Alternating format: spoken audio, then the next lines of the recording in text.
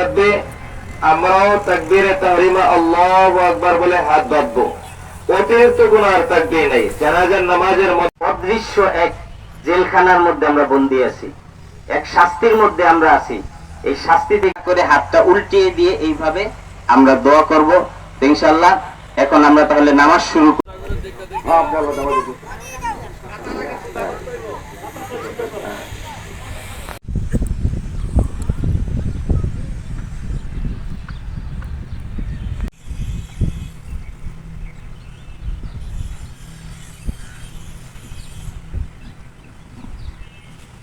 ظلمنا أنفسنا وإن لم تغفر لنا وترحمنا لنكونن من الخاسرين। নালায়েক নাফরমান, দয়া করে আপনি আমাদেরকে মাফ করে দেন।